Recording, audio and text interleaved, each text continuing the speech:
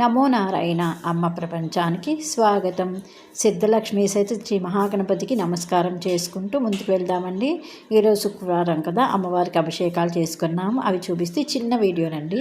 అమ్మవారికి ఎన్ని పేర్లు ఉన్నాయో తెలుసా? శ్రీమాత, శ్రీ మహారాజ్ని, శ్రీమత్ సింహాసనేశ్వరి, చిదగ్నికుండ సంభూత, ఎన్ని పేర్లు ఉన్నాయో కదా. అమ్మవారి అభిషేకం స్టార్ట్ అవుతుందండి, చూద్దాం.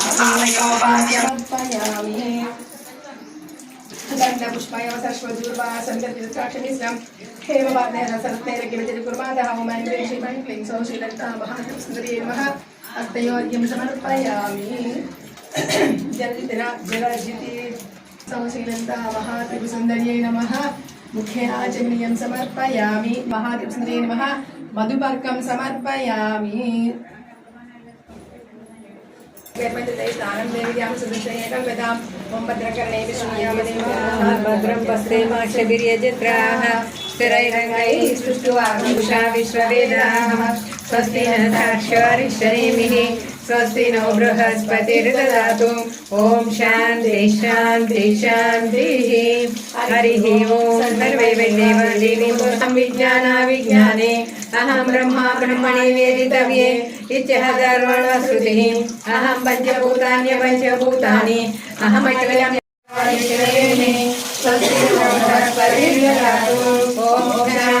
शान्ति शान्ति शान्तिः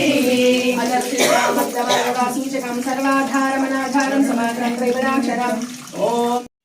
మనకి ప్రత్యక్షంగా కనిపించకుండా ఎంతోమంది దేవతలు ఉన్నారని వాళ్ళందరికీ నమస్కారం చేస్తూ అభిషేకం చేసుకున్నాము.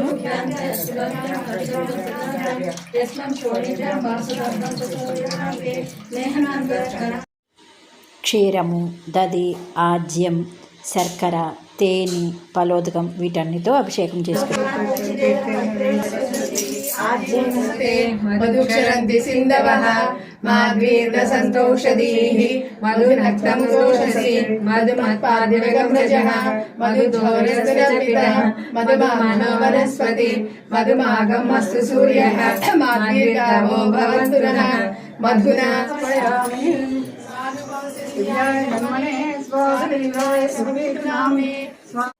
క్షీరధారలు పడుతుంటే అమ్మవారు చూడండి ఎంత బాగుందో. పంచామృతాల అభిషేకం అయిపోయినాక అమ్మవారికి పలోదకంతో అభిషేకం చేసుకుంటామండి. అభిషేకం చేసేటప్పుడు రుద్రము చదువుతాము. ఈ రుద్రము తేలిక భాషలో ఉండేలాగా మాకు గురువుగారు చెప్పారు. ఆ రుద్రంతో మేము అమ్మవారికి పలోదకంతో అభిషేకం చేస్తామండి. పలోదకం అయిపోయినాక క్షీరంతో అమ్మవారికి మళ్ళీ అభిషేకం చేసుకుంటాను. దాని తర్వాత పసుపుతో అమ్మవారికి అభిషేకం చేస్తాము. లోకానంతా చల్లగా చూడాలి కదా అమ్మ, అందుకని పసుపుతో చేస్తే ఆ పసుపులో అమ్మ చాలా బాగుంటుంది.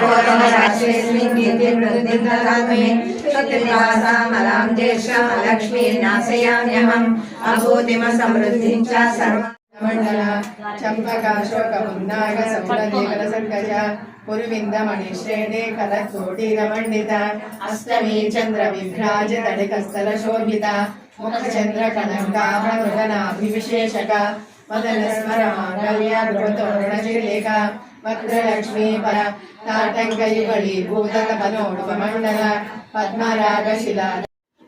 అభిషేకానంతరం అమ్మవారికి లలితా సహస్రనామము కుంకుమార్చన చేసుకుంటూ ఉంటే కొంతమంది అలంకరణ చేస్తూ ఉంటారు. అమ్మవారిని చాలా అందంగా తయారవుతుందండి అమ్మవారు.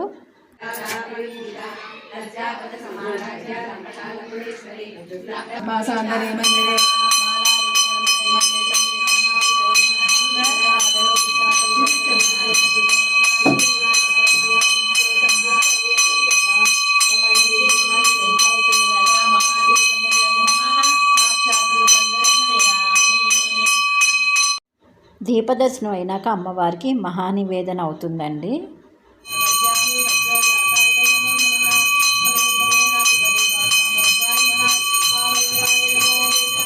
అమ్మవారి అనుగ్రహం మనందరిపైన ఉండాలని కోరుకుంటూ నమో నారాయణ.